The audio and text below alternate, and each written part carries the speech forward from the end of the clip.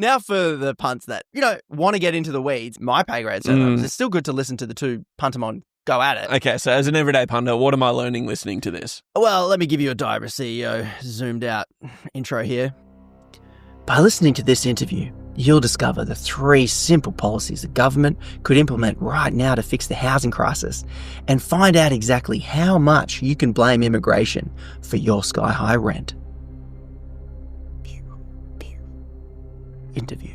I think everyone will agree the housing situation in Australia is absolutely cooked, and this conversation is about who is to blame or what, and what the bloody hell we can do about it. And I want to start at the most polarizing point. When anyone mentions housing, you've got 2 tracks. You've got the it's all immigrants, and then you've got the it's the rich punts hoarding all the houses. I kind of want to start there. Leith, you appear a bit on the Sky News. Your YouTube channel hits a lot and talks a lot about immigration, which is an angle that the political left will avoid and run from like the plague. They almost pretend it does not exist and do not want to talk about it. And Matt, the 7AMs and the Guardians will get you on and you will list in great detail the ways in which the system is rigged for the rich punts and the developers and the people who are getting houses as commodities and not as mere things to protect you from the rain. So that being the starting point, I'd like for you each to give me a pitch on who you think or what you think is most to blame. Leith, let's kick off with you. So the reason why I harp on about the immigration thing so much, right, is because other people don't talk about it.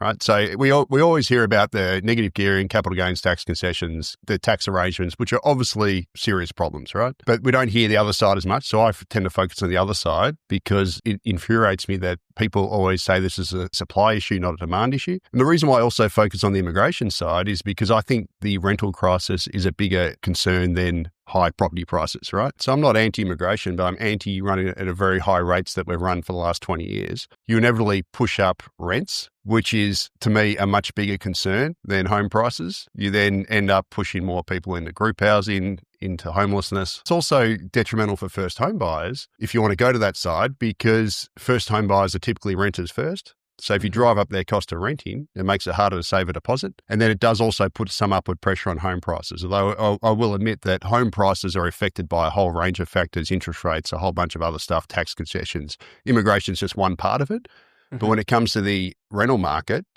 it is the fundamental interplay between supply and demand that pushes up rents. And demand comes from population growth and household formations, and immigration is the biggest driver of that. All right. So, Matt, let's go to you. Give me your pitch off the bat. Do you have a different emphasis? Where do you align? Where do you don't with Leith's emphasis? Yeah, look, I think that if you want one person to blame, John Howard is your person to blame. And why is John Howard your single person to blame? Well, because he brought in the capital gains tax discount. Combine that with negative gearing, and that is what is driving housing affordability crisis that we're currently in. If you look at after it was introduced, that's when house prices took off. That's when negative gearing took off. What we've seen since then is house prices basically increased fivefold. I don't think that immigration is as big a deal, mainly because over that same period, we've seen the population grow by 33%. So it's increased by a third, which is a big increase. So in order to, house that increase in population over the last 25 years, we'd need to build at least 33% more dwellings.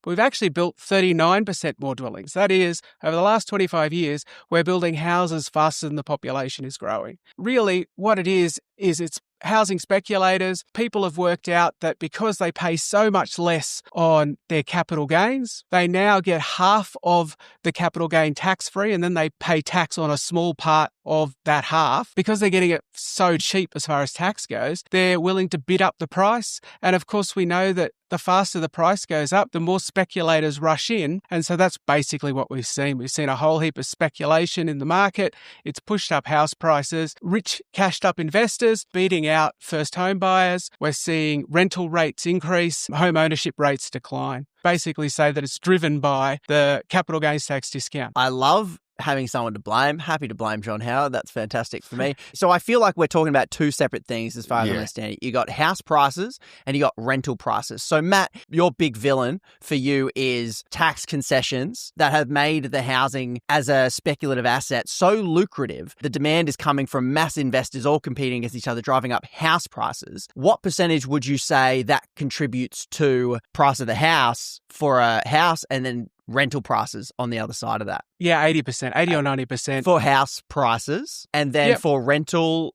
prices? Yeah, so rent is a little bit interesting. So if we go over the longer term, rents have basically been increasing with the general inflation level. So again, taking that since 2000 for the last 25 years, the general CPI, how we normally measure inflation, has increased by 103%. So it's doubled. Rents have increased by 115%, so slightly more. Over that same period, as I said, house prices have increased fivefold. Certainly recently, in the last 3 years in particular, rents have increased quite quickly. And I take this actually as evidence that it's not an immigration issue, right? If it was lots of immigrants coming in, then you would expect to see rents and house prices increase at roughly the same rate, right? So if there's a shortage of housing, if we've got too many people looking for housing, that's going to push up houses for people to buy that want to live in it, but it'll also push up rents, right? Because there's not enough people for rents. But what we've seen is house prices, as I said, increase fivefold, but rents have only increased at roughly the inflation rates, which suggests that it's not a population issue at all.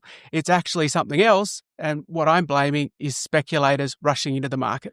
What percentage would you say immigration is responsible for the rents and the house prices? So Leith said 20% for house prices, 70% for rents. How much percentage points would you differ? Would you go as low as zero? Almost, yeah. For both. I mean, I'm sure it has had some small factor, but I don't think it's a major factor at all. A very minor factor. So would you say zero? You're not going to get an economist to say zero, right? Like it's a complicated thing where lots of different things come together. But look, it is a tiny factor, a rounding error factor. Okay, Leith.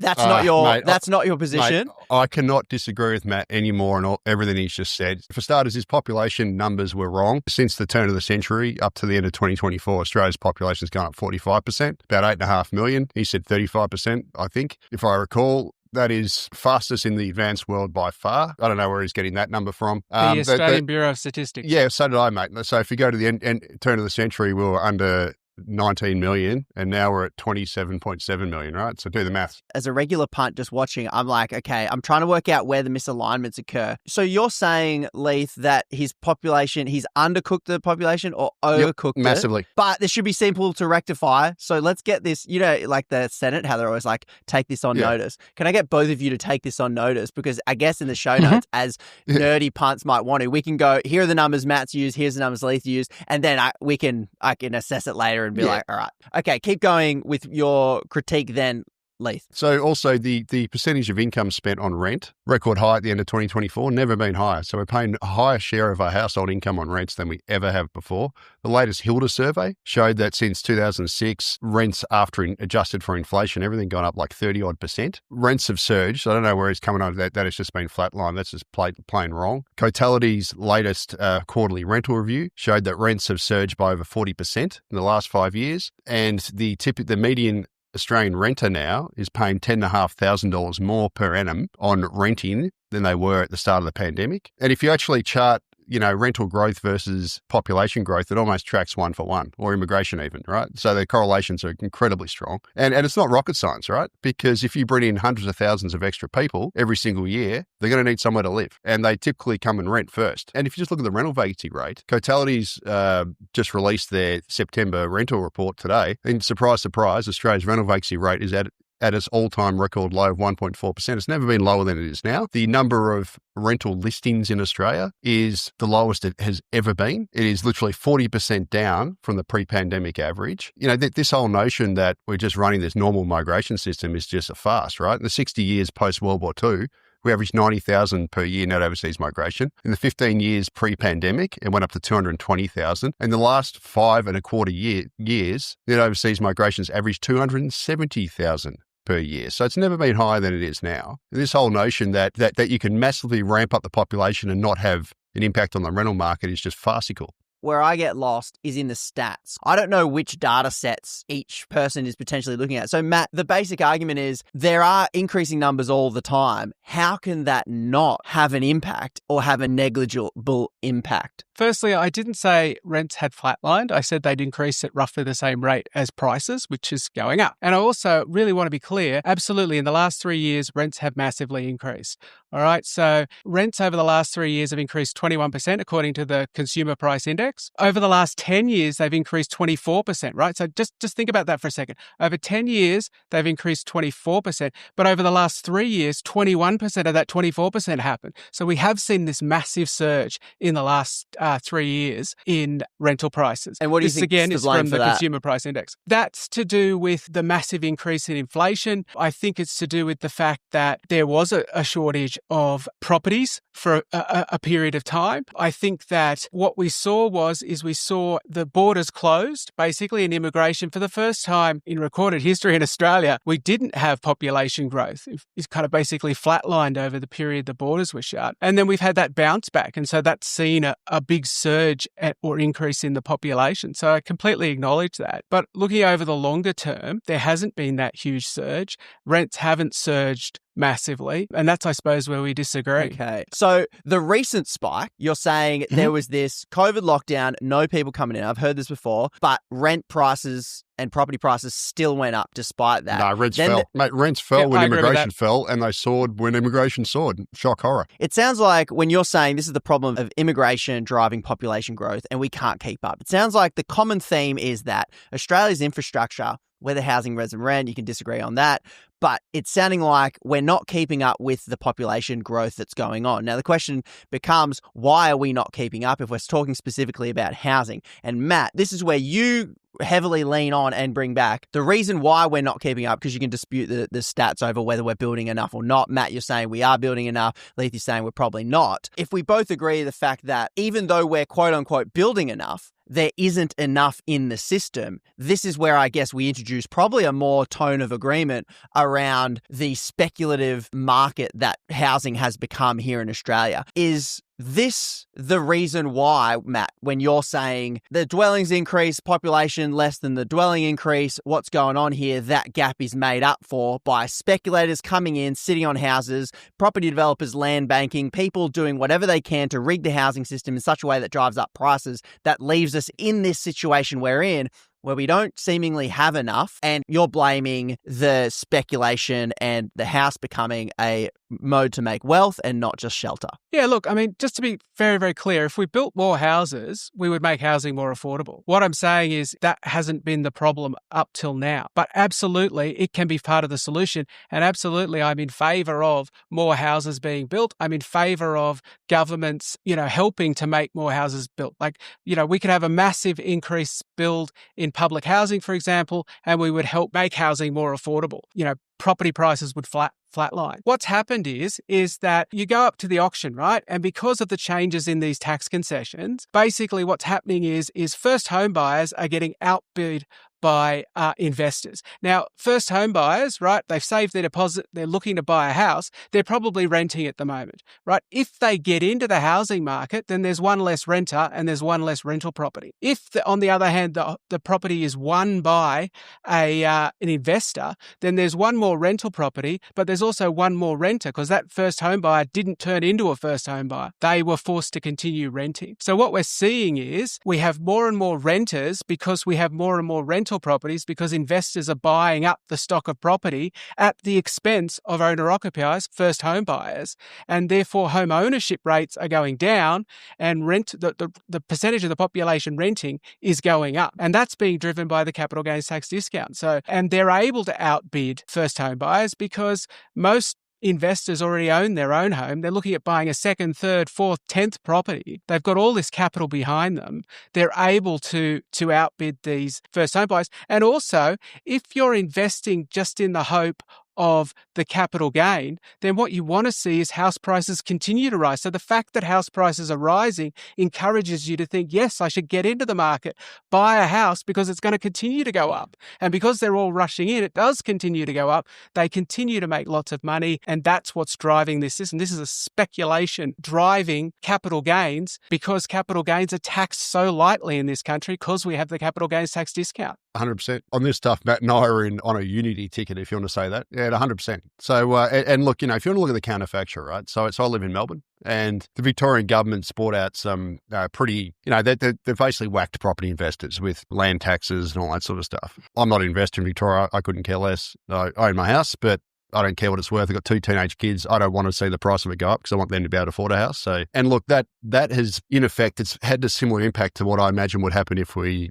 reform negative gearing and capital gains tax concessions. So Melbourne's property values in the last 5 years have gone up about 18%. Across the combined capital cities have gone up about 45%. So Melbourne has now gone from becoming the second most expensive housing market in the country 5 years ago to now being the most affordable of the 5 major capital cities. Because of the things they've done. Yeah. So basically what they've done is they've taken the investor heat out of the market. And as a result, house prices have barely risen in the last 5 years, like less than inflation, and housing's become more affordable. And I completely agree. Yeah. Like if they scrapped the capital gains tax discount, you would see what is happening in Melbourne right now happen across the country. That is, you would see house prices flatline.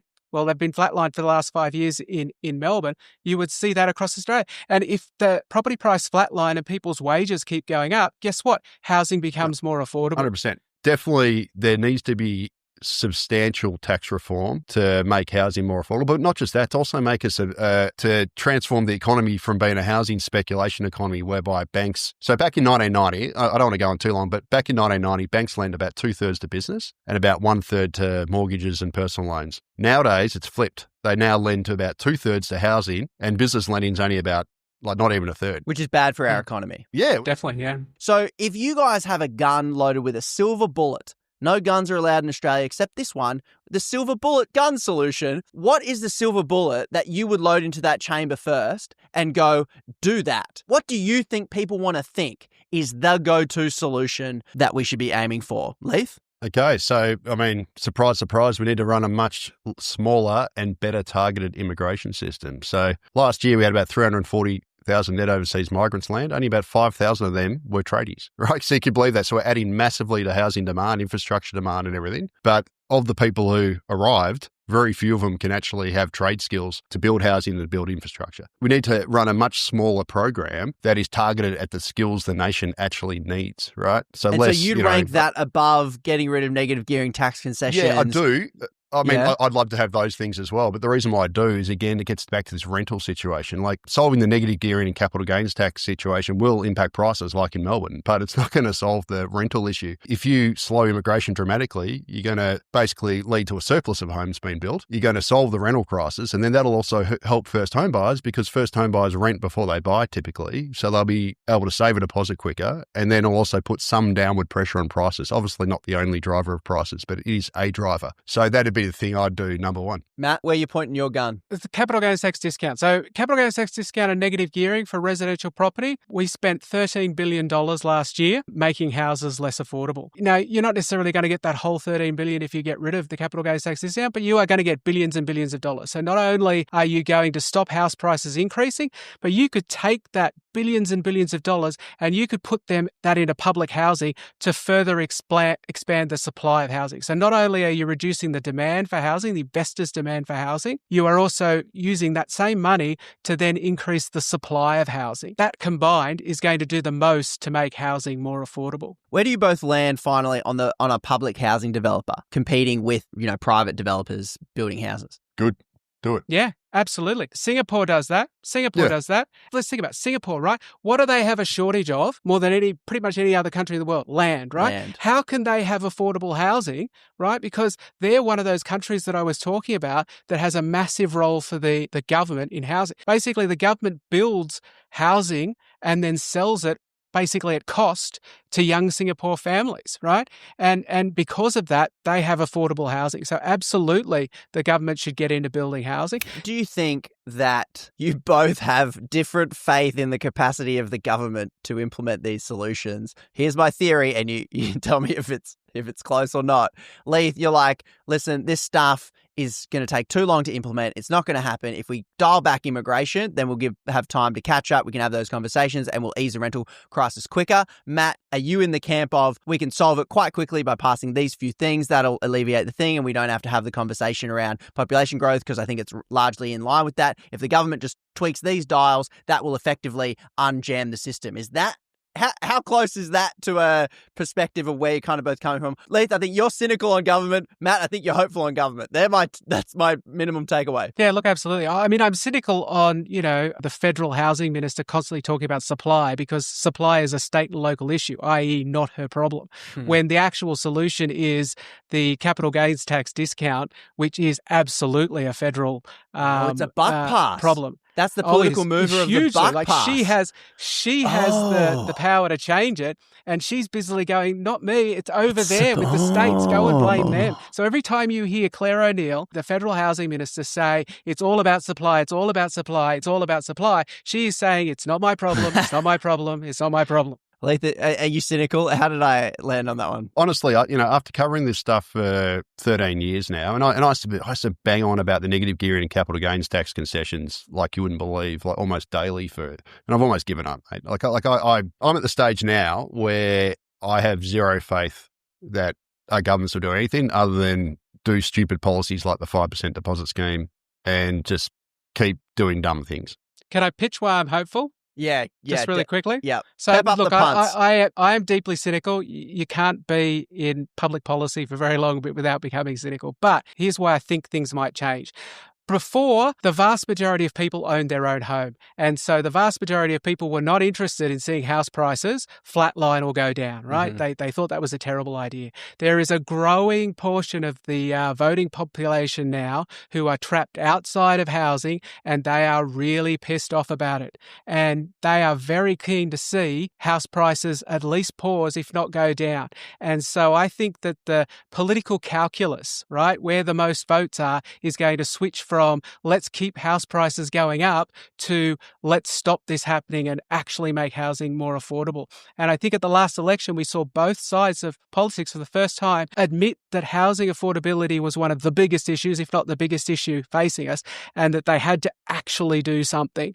And if they don't, they are going to cop real heat. And I think that that's going to scare them into having to actually do something that will make a difference. I hope Matt's right, but then we got the dumb policies like the 5% deposit scheme. The coalition was doing the same sort of stuff. So although they talked the talk, they didn't walk the walk. It sounds like we just haven't hit rock bottom yet. That's what it's really sounding like. Like the pain is still dialing up on housing and affordability. And it turns out with this Albo government, he's like, well, I guess we can stand a little bit more pain because he's still winning elections, even though his margin is slipping and slipping and slipping. And eventually, what do politicians want to do? They want to win. And eventually, if Aussies stop voting for the two major parties every single bloody time, they might see where the votes are. And if we just vote on policy, not party, maybe we can shift that dial a little bit quicker. Look, some evangelical moments from the Punters Politics podcast to wrap this up. Thanks so much. Thanks for being here. Thanks. No worries, mate. Anytime. Now, Punter James, that Puntermon battle goes for over an hour. Joe Rogan would be proud because obviously it's a complex topic with complex things. Yep. And if you want to listen to the thing in full, which I know a lot of punters do, head over to join the punters on Patreon. Yeah. Because the punts that care, well, they'll probably be on Patreon. Yeah, that's right. So long interview, quite hard to wrap my head around all of the content in there. Yeah. But definitely appreciated the intellectual battle between those two. It was pretty good, and they both good faith, both bringing receipts. Yeah. I don't know if you could tell, but couldn't quite keep up with the numbers they're dropping. So I guess I give my takeaways from sitting there and then get some of your takeaways as a regular punt, just sort of listening to it. But I note a few disagreements. The major disagreement is how much is immigration to blame? Now, what I learned was that most big arguments, the sides are talking past each other. Yeah. In this one, they weren't. So I think this is rare. So people should really share this. They're actually having a conversation where they could learn from either side. And they were specific about where their differences were. So with the immigration debate, two things that I discovered seem to be conflated. Fact checks welcome, citations necessary. But house prices and rent prices. Okay. Leith was saying that it is rent prices being driven by increase of immigration. That's the thing that right now, if you want to help poor people who are mostly renting, this is the thing. And this can explain why the One Nation supporter is very behind. It's immigrants. We don't want mass immigration, the marches for Australia, etc., etc. Yep. And then the other side, which is represented by Matt, he's saying that house prices are not influenced by immigration. And even Leith mostly kind of agreed. They said slightly different degrees, but they kind of agreed that immigration wasn't the thing driving house prices. So that's the difference that I see never spoken about. Rental prices, house prices. Again, by politicians, a lot of the time, it's all just bundled into house prices. Yes. Not breaking it down even more specific because Australians are too dumb to understand two things can be true at once. Well, it's easier to shuffle through property developer housing policies and this is where, this is why I like talking to experts in the field. They don't have a horse in the race as a political party. So they're not using words like housing affordability. Yes. They use the word affordability because they don't want to say houses are too expensive. Yes. Whereas Leith and Matt come along and say, yes, houses are too expensive. We can all admit that because property developers and banks and property investors, they love high house prices. Yeah. If you say house prices are too high, they're like, well, no. The higher the house price, the bigger the bank loan, the bigger the interest. Yeah, Banks that's right. love it. Yep. Right? Property investors love it. Every time they release a property parcel that they got from cheap from the government, their profits are through the roof. Yeah. So that's why the government's trying to use the word affordability to try and sound to the regular punter like they are saying, like the regular punter might hear, too expensive. They understand me. Yeah. But it's affordability. So your take as a regular punt, like it gets above the pay grade quick. It gets complex quick. Who's right and who's wrong and whose data interpretation is right and who's wrong. Yeah. Tricky. So probably the thing that I pick up from that, yes, lots of semantics. They disagree on a couple of things there just to who's to blame more, I guess. There was a specific number they disagree with, which I got their notes in the post. Yeah. And I've linked it in the show notes. If you want to dive into the numbers yourself and see where they might be talking past each other or which one is correct, because they were referencing hard data, which is so good for coming to conclusions on who's more correct on that than the other. I couldn't determine it because I've thought the degrees necessary. Yeah, for sure. But I guess my biggest takeaway was how much they do agree. Yeah. Like 80, 90% of that, they agree with each other. Yeah. The whole back half of the interview, they're all just like, oh yeah, do that. Negative gearing, get rid of it. Capital gains tax discount, needs adjustment. Yeah, but who cares about left and right? Who cares about anything like that? They agreed on 80, 90% of what they Property were talking about. Scamming. Yeah, that's right. Which to me says, how can the politicians not get it sorted then? Well, we know why. There's reasons behind it because they're just trying to stay in power. I get that. Yeah. But at the same time, I think this goes back to a little bit of the interview that you did last week with Ian from New Democracy. That's right. Yeah. And a couple of people hit me up this week, just my mates that I know, going, what a good idea to get that jury of citizens together to essentially vote or come up with solutions to policy issues. Yeah. And I'm like, why couldn't we do something like that for this? I'm sure these two would probably be supportive of it. Costs a whole lot less. I'm sure the way a citizen jury works, as I understand it, a whole bunch of regular Joes go into like meet once a week or Susans, regular Joes or Susans. Yeah, sure. Just regular citizens. For a couple of month period. And and they'd be hearing evidence from Leith, from Matt, and then they'd come to conclusions about what they're going to do. Yeah. And then we'd solve it instantly. Wouldn't that be good? Like if policy was actually informed by punters. Jeez. Wouldn't that be nice? It was a great interview. Thank you to both Leith and Matt. First Puntamon battle. Well played, Conrad. Thank you, sir.